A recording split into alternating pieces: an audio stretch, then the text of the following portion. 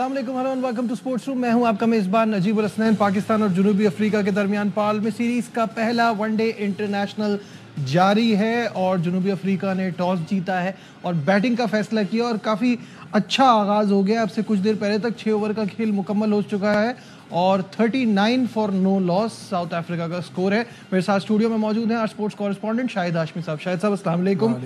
शाहिद साहब, T20 में पाकिस्तान ने बड़ा स्ट्रगल किया, टीम सामने इतनी तगड़ी नहीं थी। वनडे में हम एक बेहतर टीम है लेकिन टीम सामने बड़ी खतरनाक है। वनडे की उनकी पूरी टीम है और पाकिस्तान का जो साउथ अफ्रीका के खिलाफ रिकॉर्ड है 83 में से 52 लॉस्ट हैं पाकिस्तान के, 32 विन्स हैं। और अगर आप पाकिस्तान में देखें वो भी तकरीबन साउथ अफ्रीका और पाकिस्तान बराबर हैं। न्यूट्रल वेन्यू पे देखें वो भी तकरीबन साउथ अफ्रीका की उसके ऊपर अक्सरियत है, वो फौकियत है उनको। तो पाकिस्तान को अच्छा ओपोनेंट मिला है। चैंपियंस ट्रॉफी की तैयारियों के लिए अच्छी चीज़ है। ऑस्ट्रेलिया से आप जीते हैं, साउथ अफ्रीका से अगर आप 3 मैचों में 2-1 भी करते हैं या अगर आप 2-1 हार भी जाते हैं ना, मेरे हिसाब से तो आपकी तैयारी अच्छी हो जाएगी। फिर आपने यहाँ बड़ी टीम से अच्छी टीम से खेलेंगे। बिल्कुल हाँ, यही आकिब जावेद ने आज कहा। टॉस वो अच्छा जीते हैं और यहाँ पे पार स्कोर 292 है। अगर 292 तक पहुँचते हैं तो फिर बड़ी मुश्किल होगी, इसलिए कि सेकंड बॉलिंग ज़्यादातर यहाँ पे टीमों को सूट करती है। बिल्कुल सही है। आकिब जावेद के हवाले से बात हो रही है तो उनका क्या, आइए वो भी आपको दिखा देते हैं। They've done well in Australia, so this is like a journey towards the Champions Trophy. Everyone is looking at, the Champions Trophy at the moment. If you look at the ODI team, Pakistan have like very good talent, skill-wise they're good enough, and I think it's a good starting from Australia to South Africa. Before any event, if you've gone through like a tougher situations, tougher conditions, it makes things easier back home. Pressure will be always there, you're playing home or away, because Pakistani fans you will find everywhere. And that's, I think it's a positive, isn't it? When you're cheering for you to do well. Everything which is till the Champions Trophy, ODI cricket is very, very important. जी, शाहिद साहब कह रहे हैं pressure तो obviously हमेशा होता है जहाँ भी खेलें, लेकिन ये अच्छी तैयारी है। टफ क्रिकेट खेल रहे हैं, ऑस्ट्रेलिया से आए, यहाँ आके खेल रहे हैं, तो इससे चैंपियंस ट्रॉफी के लिए अच्छी प्रैक्टिस हो जाएगी। और वनडे की जो सीरीज़ विन थी ऑस्ट्रेलिया से, उसको कॉन्फिडेंस मिला है पाकिस्तान को। और पाकिस्तान ने कम रन्स पर ऑस्ट्रेलिया को आउट किया तीनों मैचों में और फिर पाकिस्तान वो मैच जीता। तो यहाँ पे भी साउथ अफ्रीका को अगर पाकिस्तान रिस्ट्रिक्ट करता है तो फिर इतनी मुश्किल नहीं होगी। लेकिन अगर बड़ा टारगेट भी पाकिस्तान को मिलता है तो उसके पीछे जाएं, इंटेंट शो करें, जीतने की लगन दिखाएं कि हाँ हम 300 भी चेस कर सकते हैं। हम कम चेस करते हैं 300, लेकिन हम 300 भी चेस कर सकते हैं। हम उस 348 वाले 349 वाले जो ऑस्ट्रेलिया के खिलाफ हमारा रिकॉर्ड है हाईएस्ट ODI चेस का, उसको हम ब्रेक करना चाहते हैं। इंटेंट नजर आए तो फिर खुशी भी होती है और फिर तैयारी भी आपको मिलती रहती है कि आपकी तैयारी हो। बिल्कुल सही है। लेकिन इस वक्त जो टोनी डी जोर्जी खेल रहे हैं वो 14 पे हैं और रायन रिकल्टन 23 पे हैं। हमें अर्ली ऑन विकेट्स की ज़रूरत रहेगी, शाहीन से हमें वो चाहिए। अब इस बार जब शाहीन को हमने देखा है तो वो काफ़ी एनर्जेटिक लग रहे हैं, लग रहा है कि वो कुछ करना चाहते हैं। अच्छा आगाज़ किया है उन्होंने बॉलिंग का। 1-2 एज ऐसी लगी थी कि जो इनसाइड एज हो सकता था डिजॉर्जी का, लेकिन नहीं हुआ। ठीक है, पाकिस्तान को शुरू में अगर विकेट मिलती है, शाहीन को अगर शुरू में विकेट मिल जाती है तो बड़ा पम्प्ड अप होता है। लेकिन यही कोशिश करनी होगी कि अगर इनकी ओपनिंग पार्टनरशिप लंबी भी जाती है तो आखिरी 8-10 ओवर्स में कर्टेल करें। अभी पाकिस्तान का जो ODI का ऑस्ट्रेलिया में बेस्ट बॉलर था हारिस रऊफ, अभी उसने बॉलिंग करनी है। लेकिन वो T20 में तो बड़ा T20 में स्पेशली आखिरी मैच में उनकी बड़ी पिटाई हुई। अब ये क्या प्रॉब्लम है कि वो ऑस्ट्रेलिया जाते हैं तो डिफरेंट ही बॉलर नजर आते हैं दुनिया की बाकी जगहों पे। जिम्बाब्वे में जरा लो एंड स्लो बाउंस की पिचेस होती हैं, वो ऑस्ट्रेलिया से बिल्कुल भी कंपेरेबल नहीं है। तो वहाँ पे बैटिंग इतनी मुश्किल नहीं होती। ऑल्दो हैविंग सेड दैट कि आप ऑस्ट्रेलिया में अगर अच्छी बॉलिंग करते तो आपको एतमाद होना चाहिए था। लेकिन इत्तेफाक से पहले ODI आई और फिर T20 आई तो उसमें बतदरीज थोड़ी सी हारिस की कारकर्दगी ख़राब होती रही और T20 में उतना अच्छा नहीं कर पाए। तो उनको रियलाइजेशन होगी। और 10 ओवर होते हैं ODI क्रिकेट में, तो अगर पहला स्पेल ख़राब भी चला जाए 3-4 ओवर का तो आगे के ओवर्स में वो कामयाब होते हैं। और वो विकेट टेकिंग बॉलर है, अगर वो 10 ओवर में 50, 55, 60 रन भी देता है और 4-5 विकेट आपको लेके दे देता है तो नथिंग लाइक इट। बिल्कुल सही है। जैसे कि आप जानते हैं कि मैच अभी जारी है, 7वें ओवर का खेल चल रहा है और इस वक्त तो बड़ी स्टेबल नज़र आ रही है साउथ अफ्रीका की टीम। देखते हैं आगे क्या होता है और लाइव मनाजिर भी आपको दिखाते रहेंगे। थोड़ा सा यहाँ से बढ़ते हैं चैंपियंस ट्रॉफी की तरफ। हम तो बढ़ रहे हैं, आईसीसी नहीं बढ़ रहा, क्योंकि ये कल भी ये बात हो रही थी, आज भी ये बात हो रही है कि बस अब आया और अब आया, स्केजुअल अब तक नहीं आया। कल आपने एक बात कही थी, लग रहा है यही सीरियस नहीं ले रहे हैं। बिल्कुल ऐसा ही लग रहा है। अब या तो वो ये देख रहे हैं कि कोई हाई ऑफिशियल आ जाए ब्रिस्बेन से, दुबई आए और दुबई में आके मीटिंग करे, पहली प्रेस कॉन्फ्रेंस कर दे कि आज जी मैं चैंपियंस ट्रॉफी का शेड्यूल अनाउंस कर रहा हूँ। और ज़ाहिर है आपका मेरा इशारा जय शाह की तरफ से है। वो अभी ब्रिस्बेन से अगर उड़ते हुए आ जाएं, दुबई वाला ही रास्ता है, वहीं से होता हुआ जाता है इंडिया, तो वहाँ आए, वहाँ पे एक प्रेस कॉन्फ्रेंस कर दें, एक अनाउंस करें, ज़रा एक फन फेयर हो। वो अल्लाह करे कि वो इतनी हिम्मत करते कि वो लाहौर या इस्लामाबाद आके ये ज़बरदस्त किस्म की प्रेस कॉन्फ्रेंस करते कि पाकिस्तान होस्ट है। और जब भी एक बड़ा टूर्नामेंट हुआ है, उस होस्ट कंट्री में जाके आईसीसी के ऑफिशियल्स प्रेस कॉन्फ्रेंस करते थे, शेड्यूल अनाउंस करते थे, लॉन्च करते थे उस टूर्नामेंट का। पाकिस्तान में ऐसी कोई भी तकरीब नज़र नहीं आई। अल्लाह करे उनके दिल में आ जाए, उनको आईसीसी बोर्ड के दूसरे लोग भी बताएं कि नहीं जी आप जाएं। ऑल्दो कि आईसीसी में अभी एक चारों तरफ खामोशी छाई हुई है और उनके जो बड़े ऑफिशियल्स हैं जिनकी लंबी लंबी चौड़ी तनख्वाहें 25-25, 30-30 हज़ार डॉलर, वो ये कहते हुए सुने गए कि हम तो we are counting our days.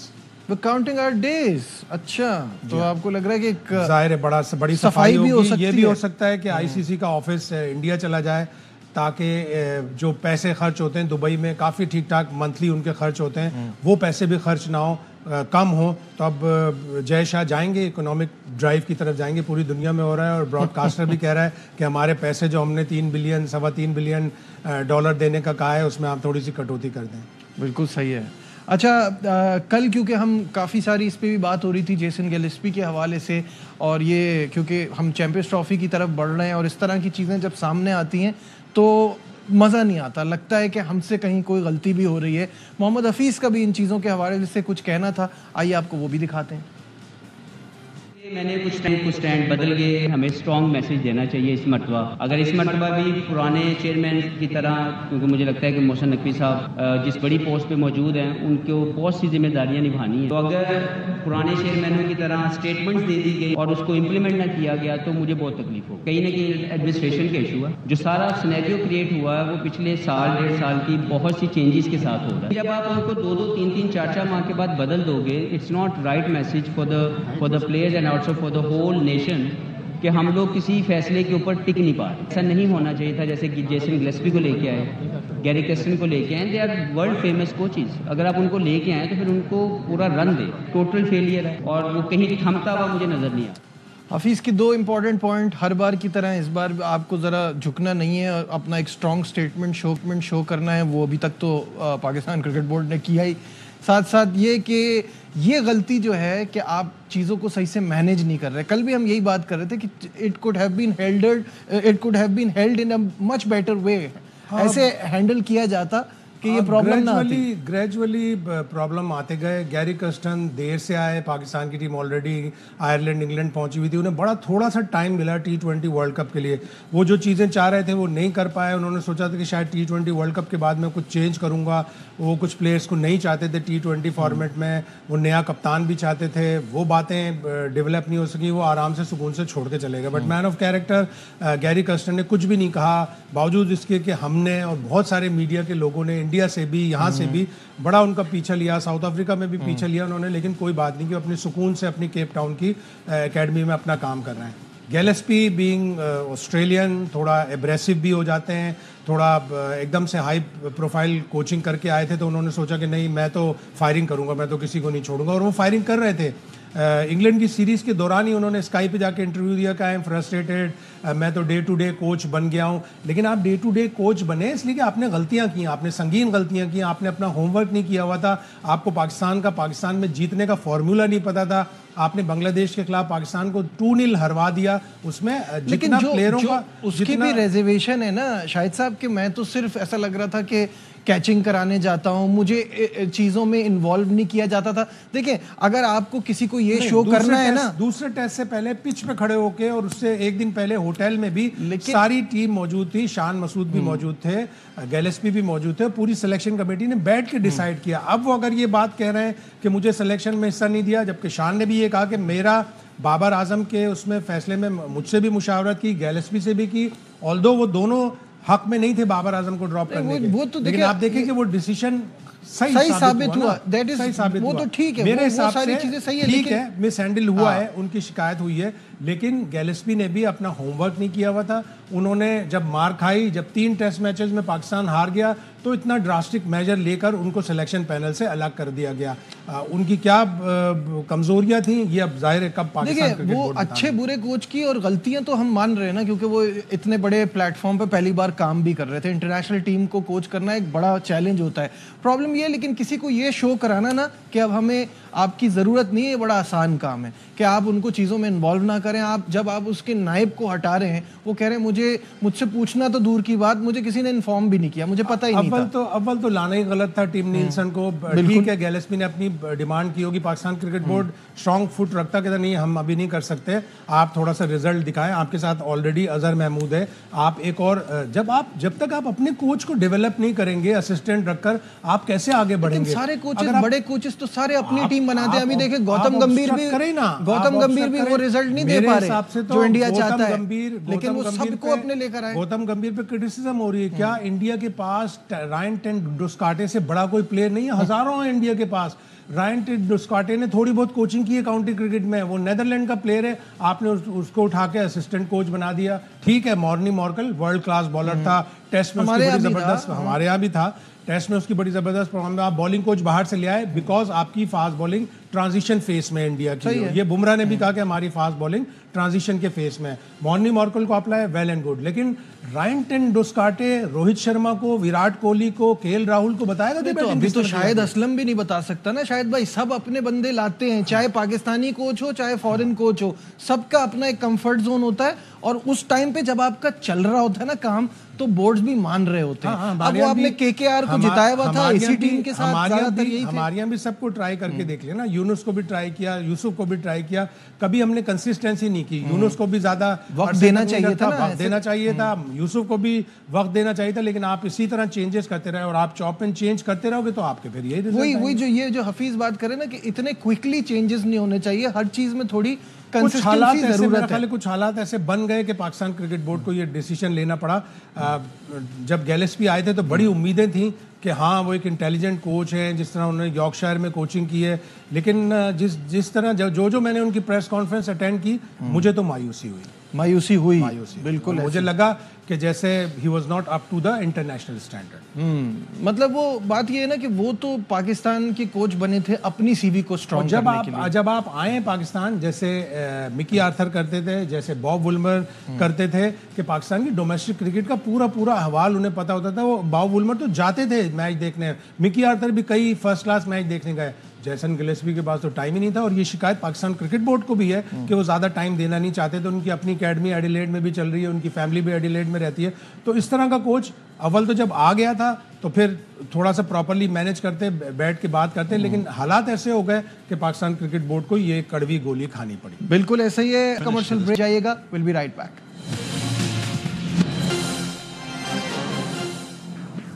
Glad to have you back once again to Sports Room। Shahid Hashmi साहब हमारे साथ मौजूद हैं। शाहिद साहब, पहली विकेट गिर गई है, सलमान अली आगा कामयाब हो गए पहली विकेट लेने में। वनडे में और टेस्ट में ये लड़का अलग ही परफॉर्म करता है। T20 में हमने नायब कप्तान तो बना दिया है, बट वहाँ वो स्ट्रगल कर रहे हैं। हमें मिल नहीं रहा था कोई नायब कप्तान, तो हमने कहा चलो जो भी है इसको ही डाल दो, इसको तीनों फॉर्मेट में।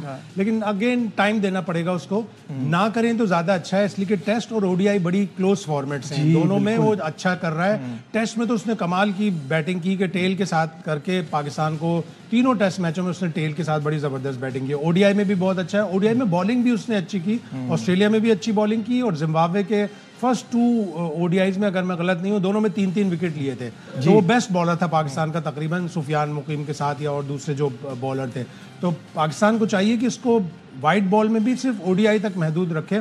लेकिन अगर आपके पास चांस है, टाइम है, तो आप उसको डेवलप कर सकते हैं। अब इस पाल पे जो पहली विकेट स्पिनर ने ली है, इसमें आपको पता चल रहा है कि ये ओपन ग्राउंड है, पीछे पहाड़ है, तेज हवा चलती है, तो यहाँ पे स्पिनर का भी एक रोल होता है। पाकिस्तान को तबरेज शमसी को बड़ा देख के संभल के खेलना पड़ेगा, इसलिए कि वो थोड़ा खतरनाक बॉलर है, और जो रिस्ट स्पिनर होते हैं वो हवा का बड़ा फायदा और वो हमें फंसा भी लेता है अक्सर, हमें हमेशा तंग भी करता है। थोड़ा हम PSL का अगर वास्ता देंगे। खैर एक ही विकेट गिरी है, 66 पे पहली विकेट गिरी है। अब देखना ये है कि आगे इससे कितना फ़ायदा उठाते हैं। इस विकेट के बाद आगे दरवाज़ा खुलता है कि नहीं। बात थोड़ी सी कर लेते हैं ब्रिस्बेन टेस्ट की भी। बहुत एक्साइटमेंट थी शाहिद साहब, लेकिन यहाँ मैच कम, बारिश ज़्यादा हो रही है, बीच बीच में इतनी डिस्टर्बेंस है, बट हिंदुस्तान ने बड़ा अच्छा रिकवर किया और सरवाइव किया। फॉलो ऑन से वो बचे, अगर फॉलो ऑन हो जाता तो वो मैच हार सकते थे। इंडिया में अब ये ड्रॉ की तरफ इंडिया के लोअर ऑर्डर में बड़ा रेजिस्टेंस है। अगर वॉशिंगटन सुंदर खेलते हैं वो भी रन बनाते हैं, अश्विन खेलते हैं वो भी रन बनाते हैं। आज जडेजा ने बना लिया, उनका नया प्लेयर आया, उसने हर मैच में स्कोर किया था, आज इतना अच्छा नहीं किया, लेकिन आज जडेजा और KL राहुल ने बड़ी जबरदस्त बैटिंग की। फिर बुमराह और आकाशदीप ने तो आखिरी विकेट में कमाल ही कर दिया। उन्होंने फॉलो ऑन भी बचाया, ऑल्दो के ऑस्ट्रेलिया कभी भी फॉलो ऑन नहीं करता, इसलिए इस सिचुएशन में भी नहीं करता, इसलिए नहीं कर पाता कि जब आपसे आखिरी विकेट आउट नहीं हो रही, 3 थके हुए बॉलर बिल्कुल आपके, कमिंस भी थका हुआ है, मिचेल स्टार्क कभी भी खुदा ना खास्ता किसी भी टाइम पे ब्रेक डाउन कर सकता है। वो तीसरा लगातार टेस्ट मैच खेल रहा है और उसकी बॉडी, उसकी एज नहीं डिमांड करती कि वो रेगुलर टेस्ट मैच खेले। हेजलवुड को ऑस्ट्रेलिया ने बड़ी संगीन गलती की कि हाफ फिट को जबरदस्ती खिला दिया, हालांकि स्कॉट बॉलैंड ने पिछले मैच में बड़ी अच्छी बॉलिंग की थी। और अब टाइम आ गया है कि ऑस्ट्रेलिया को 2 से 3 अच्छे फास्ट बॉलर टेस्ट में यंगस्टर डेवलप करने पड़ेंगे।